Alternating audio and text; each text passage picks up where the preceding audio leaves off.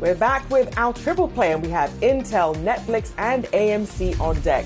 I'm kicking us off with Intel shares. We've seen them falling today more than 4%. As you can see, they're about 4.5% right now and weighing heavily on the down. Now, fellow chip makers Nvidia and AMD also losing ground today, though not quite as badly as Intel. This uncertainty about the aggressiveness of the Fed is really adding to the chip makers' woes. Intel already missed estimates on both lines in their Q2 earnings, revised guidance downwards, lost market share, and also saw its free cash flow picture worsen. The stock is down more than 30% year to date.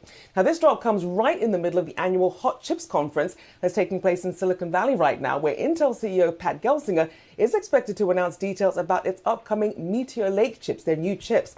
Now, Intel was expected to be one of the biggest beneficiaries, of course, of the recently signed CHIPS Act, but the fruits of that funding may not appear for years, and certainly not appearing right now in the stock price. Shauna. They definitely are not, Rochelle. It's the worst performer in the Dow today, hitting a 52-week low. You mentioned that year-to-date move off just about 34%. You mentioned the fact that it's losing some ground here to some of its competitors. Putting that in perspective, since December 2012, Intel has had a total return of 119% versus a 784% total return by the semiconductor index. So certainly many of its peers, many of them smaller than Intel, have been gaining ground and have significantly been outperforming them over the last 10 years or so.